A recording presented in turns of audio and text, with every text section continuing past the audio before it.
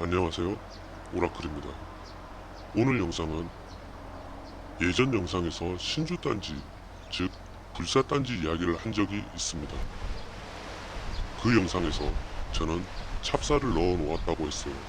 그때 한 구독자님이 댓글에 질문을 주셨는데 저는 낙산사에 다녀왔습니다. 절에서 판매하는 팔찌 정말 효능이 있을까요?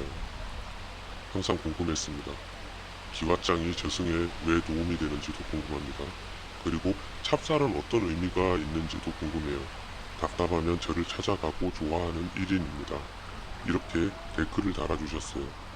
일단 절에서 판매하는 팔찌 효능이 있을까요? 이 질문과 기왓장이 저승에서 왜 도움이 되는지 질문은 차후에 저승편이나 이런 부분에 대해서 이야기를 다룰 때 해드리고, 오늘은 찹쌀이 어떤 의미가 있는지 궁금해하시니 오늘은 그 설명을 해드리는 영상을 찍어보았습니다.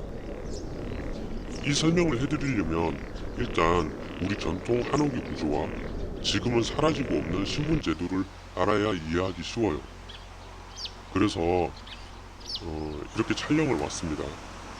이 영상을 보시고 알아두시면 혹시라도 차후에 사이비 무당에게 당할 일이 없을 것이니 알아두시면 도움이 되실 겁니다. 자, 그럼 출발을 해볼까요? 여기는 그 영화 촬영지로도 유명한 곳입니다. 많은 영화를 촬영을 했었고요. 그리고 대표작이 치아선, 태극기 휘날리며 이런 영화들을 많이 촬영을 했던 곳입니다.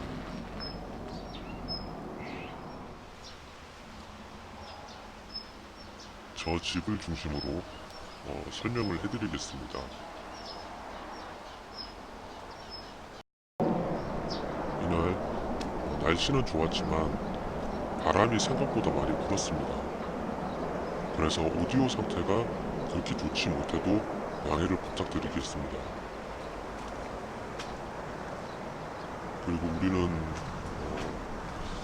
교양 있는 사람이니까 다른 집 방문할 때 초인종을 울려야겠죠. 이리 오너라! 이리 오너라!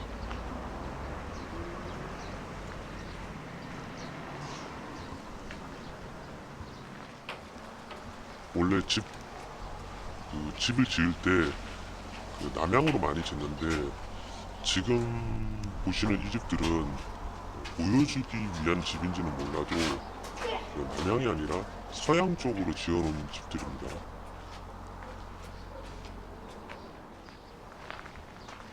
그리고 지금 문을 들어와서 곧장 보이는 곳이 이게 문칸체라고 하는데, 옛날에는 하인들이 여기서 머물렀어요. 그래서 제가 좀 전에 이리 오너라 이리 오너라고 했을 때 그 하인들이 바로 옆에 있는 소리를 듣고 나와서 문을 열어주게 됩니다. 영화에서 많이 보셨죠. 그리고 여기는 문간체에 딸려있는, 지금 현대식으로 이야기하면 주방 역할을 하는 부엌입니다. 여기 보시면 수도는 없지만 웬만한 건 다 있어요.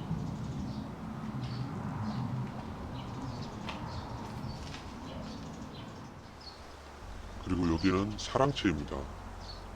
손님들이 방문했을 때 손님을 대접하는 곳이기도 하고, 남자들이 기거를 하면서 공부를 하는 곳이기도 합니다. 한옥들을 보시면 방들이 아담합니다. 그 이유는 풍수지리상 방들이 크면 좋지가 못합니다. 현대에서처럼 거실이 넓고 방이 넓고 이렇게 짓지를 않고 딱 필요한 공간 안으로 집을 지어서 거주를 했습니다. 그리고 사랑채 옆에는 연못도 있고 이렇게 정자 같은 게 있습니다. 조금 전에 보셨다시피 현관을 들어오면 바로 옆에 문칸체 방이 하나 있고, 하인들이 기거하는 방이 있고, 그리고 정면쪽으로 사랑채가 있었습니다. 다른 건 모르겠지만 일단은 현관을 들어오면 문을 열고 들어오면 문간체가 있고 사랑방이 있다는 것을 잘 기억을 해두시길 바랍니다. 제가 영상 후반에 이 부분을 설명을 드릴 테니 잘 기억을 해두세요. 그리고 안채로 한번 가보겠습니다. 그 사랑채 뒤쪽으로든 옆쪽으로 돌아가게 되면 안채가 나오게 되는데요. 안채에는 여자들이 거주하는 집들이 따로 있습니다.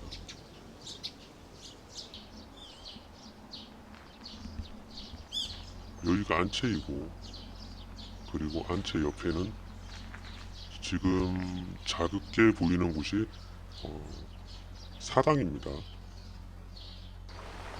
사당에는 그 4대까지 그 조상들을 모셔두고 신주를 모시고 아침 저녁으로 인사를 드렸습니다. 사당이 없을 경우에는 그 사랑채 대청 위에다가 벽감이라는 것을 만들어 조상의 신주를 모시기도 했었습니다. 이 집은 사당이 있네요. 자, 이렇게 문에서부터 문간채, 사랑방, 안채, 사당까지 둘러보았습니다. 한옥의 구조에 대해 알아보았습니다. 그런데 우리 조선시대까지 신분제가 있었죠. 이 집에서도 신분이 나누어져서 거주하는 방들이 있다는 것을 보았습니다. 자, 구독자님들이 궁금하셨던 찹쌀의 의미를 설명을 드릴게요. 좀 전에 이야기했지만 사당이 없을 때에는 사랑채 벽감을 만들어 모셨다고 했어요. 그런데 여기서 의문이 들죠. 양반들만 조상을 모셨나요? 아니죠. 하인들도 하늘에서 뚝 떨어진 게 아니니 조상들을 모셨습니다. 그래서 하인들도 신주단지를 모셨는데요. 구독자님께서 찹쌀의 의미를 물어보셨는데 그 의미가 여기서 나오게 됩니다. 보통 해곡식이 나올 때 추수를 해서 양반들은 찹쌀 또는 쌀을 신주단지에 모시고 한 해 감사 인사를 드렸어요.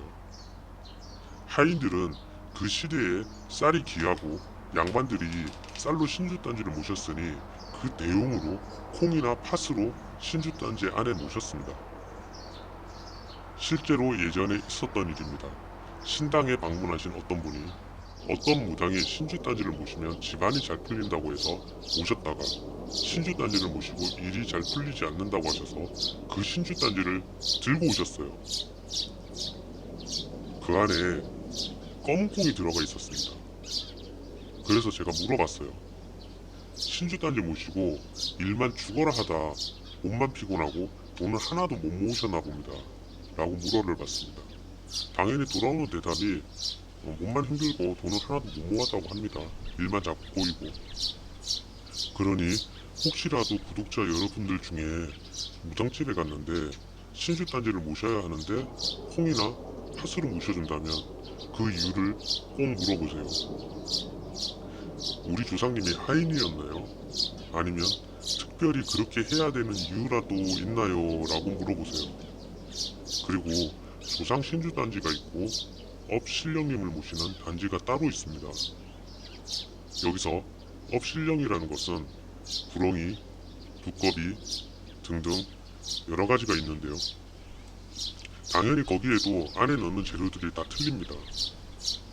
그러니 혹시라도 만일 무언가를 모셔야 한다면 꼭 그 이유와 안에 무엇을 넣는지 잘 확인을 하셔야 합니다. 자, 여러분, 오늘은 우리나라 한옥의 구조를 보면서 신주단지 안의 내용물에 대해서 잠시 알아보았어요. 제가 그냥 앉아서 이야기를 하는 것보다 이렇게 한옥 영상을 보면서 설명을 해드리는 게 더 쏙쏙 들어오시죠. 제가 웬만하면 여러분들께서 궁금해 하시는 거는 시간을 내어서 이렇게 영상을 촬영하고 여러분들과 보면서 설명을 해드리도록 노력을 하겠습니다. 오늘도 행복한 하루 되시고 구독과 좋아요 그리고 알림 설정, 댓글은 영상을 만드는데 큰 힘이 됩니다. 감사합니다.